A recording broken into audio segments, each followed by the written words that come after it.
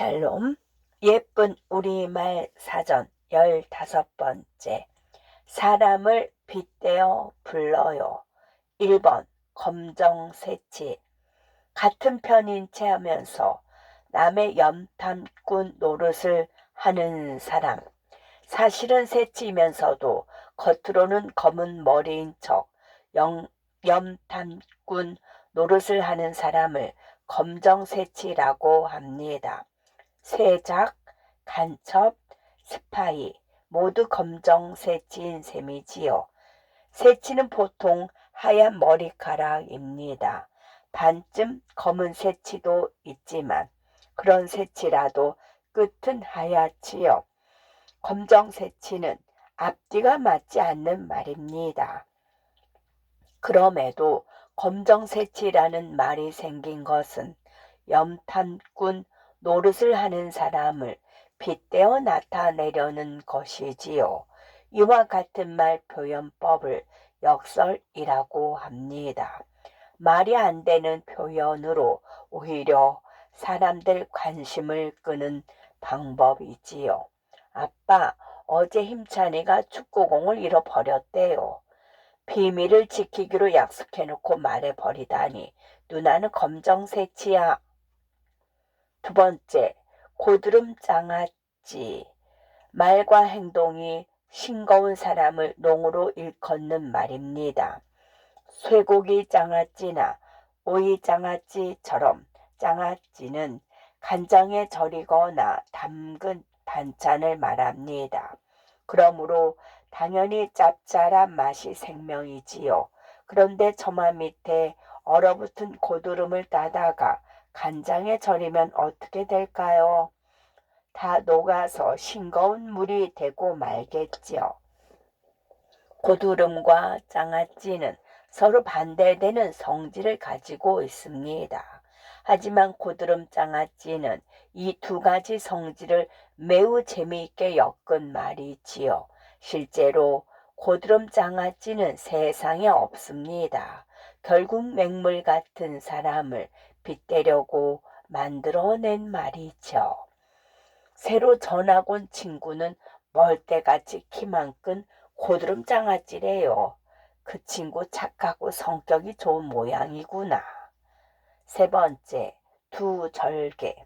두 절 사이를 오고 가는 개. 두 가지 일을 한꺼번에 하는 사람. 산속에 있는 절에는 먹을 것이 많지 않답니다. 그나마 스님들은 바리떼에 남은 밥풀떼기마저 물로 헹구어 마셔버리지요. 그래서 절간에 사는 개는 얻어먹을 게 별로 없습니다. 그런데 두 절을 오가는 개는 사람들이 서로 미루며 먹을 것을 주지 않아서 더욱 배가 고프답니다. 주인 많은 개 밥 굶는다라는 속담이 있어요.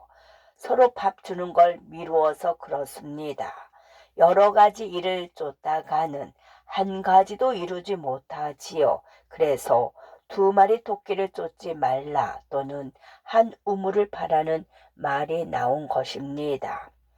그 친구는 두절개 마냥 여기저기 회사를 옮겨 다니다가 영영 실질자 신사가 되어버렸지. 그러게 주인 많은 게 밥 굶는다고 하지 않던가. 4번째, 윤똑똑이.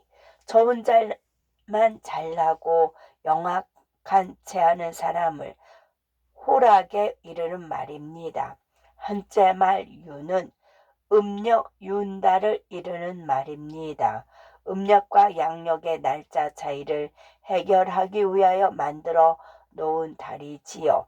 윤달은 썩은 달이어서 하늘과 땅을 주관하는 신도 쉬는 달이라고 합니다. 또한 유는 남의 자리를 빼앗은 임금을 나타내기도 하지요. 이처럼 유는 현실에 존재하기는 하지만 가짜에 가까운 것을 말합니다. 윤똑똑이의 윤도 이 한자 말이 변한 것으로 보입니다. 따라서 윤똑똑이는 가짜로 똑똑한 사람이지요. 따스한 가슴이 없으면 아무리 공부를 많이 해도 윤똑똑일 뿐이지. 우리 반에도 공부만 잘하는 윤똑똑이들이 많아요. 5번째, 불뗄꾼. 생과 마음이 비뚤어져서 남의 일에 해사를 잘 놓는 사람이지요. 옛적에 증기기관차에 석단을 떼거나 절간 같은 곳에서 아궁에 불 떼는 사람을 한자말로 화부라고 불렀지요. 화부를 우리말로 불뗄꾼이라고 합니다. 그런데 사람 마음에 불을 떼는 불뗄꾼도 있지요. 다른 사람의 화를 돋구는 사람 말입니다. 불뗄꾼은 마음씨가 바르지 못하여 하는 짓이 험상하고 남의 일에 방해만 놓는 사람을 낮잡아 이르는 말입니다. 세상에 불을 뗀다는 것은 어떤 일의 원인을 제공한다는 것입니다. 불때꾼은 주로 나쁜 일을 일으켜서 다른 이의 마음을 다치게 하는 사람을 빗대는 말이지요. 윗집에 새로 이사온 아주머니는 온 동네를 쑤시고 다니는 불때꾼이지 뭐예요. 그럴 리가. 겉으로는 아주 점잖아 보이시던데.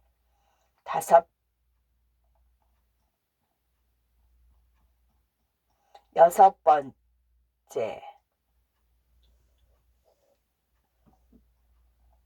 고바우와 자린고비. 고바우는 인색한 사람을 속되게 이르는 말, 자린고비, 달아올 정도로 인색한 사람을 낮잡아 이르는 말. 고바우나 자린고비나 모두 매우 인색한 사람을 가리키는 우리말입니다. 고바우는 본디 코바위, 즉 코처럼 생긴 바위라고 합니다. 자린고비는 절은 굴비에서 비롯된 말이라는 설이 있습니다. 또 제사를 지낼 때 쓰는 지방에서 죽은 어머니를 뜻하는 고비라는 글자가 때에 절은 고비가 되었고 이것이 자린 고비로 바뀌었다는 설도 있지요. 엄마, 저기 고바우 분식집에 가서 김밥 사 먹어요. 자린 고비처럼 매우 인색한 집인가 보구나. 다른 데로 가자.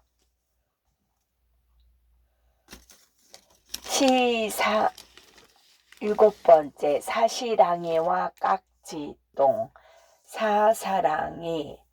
사시랑이는 가냘픈 사람이나 물건, 간사한 사람이나 물건. 깍지똥은 콩이나 팔의 깍지를 줄기가 달린 채로 묶은 큰 단, 뚱뚱한 사람의 몸짓을 빗댄 말이지요.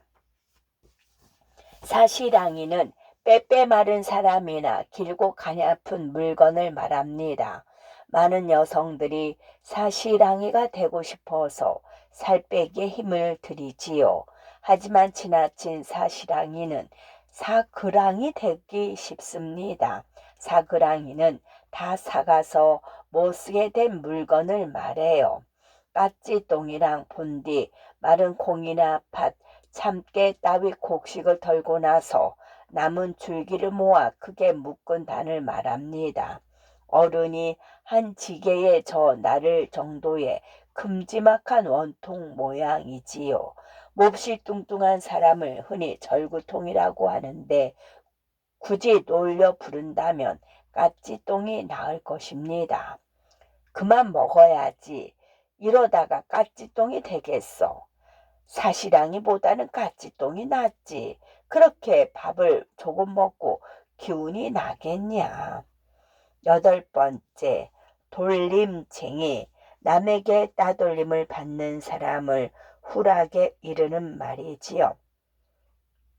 돌림쟁이는 한 모둠이나 한 동아리에 들지 못하고 따돌림 당하는 사람을 낮잡아 이르는 말입니다. 여러 사람이 한 사람을 해코자 하여 생겨난 이름이지요. 요즘에는 돌림쟁이를 속된 말로 왕따라고 부릅니다. 완전히 따돌림을 당하는 사람을 말하지요. 여럿이 한 사람을 따돌려서 돌림쟁이로 만드는 것은 무서운 범죄입니다. 심하게 따돌림 당한 돌림쟁이는 마음이 병들어서 자살과 같은 극단적인 길을 택하기도 해요. 주변에 한 사람이라도 돌림쟁이가 나오게 된다면 우리 모두가 책임져야 할 일입니다. 저는 우리 집에서 돌림쟁이인가 봐요.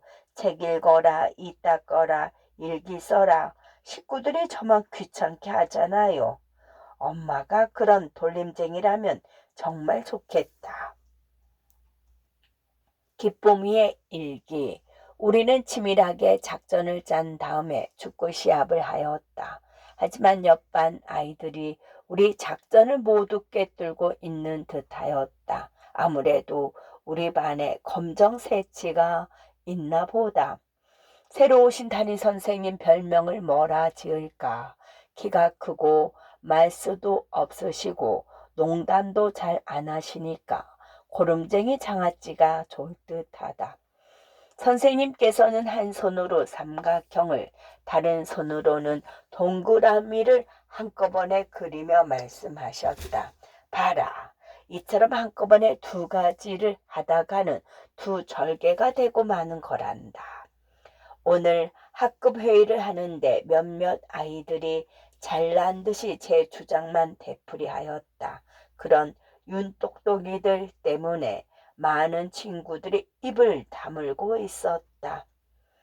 내 동생은 가끔 우리 집에 불때꾼이다. 내 일기장을 훔쳐보기도 하고 내 비밀을 엄마에게 일러 바치기도 한다. 그럴 때마다 동생과 한바탕 싸운다.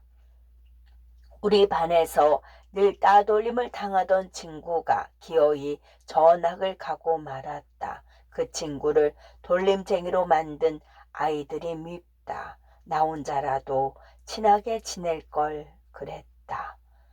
이번 달 용돈을 받은 지가 사흘도 되지 않았는데 벌써 절반이나 써버렸다.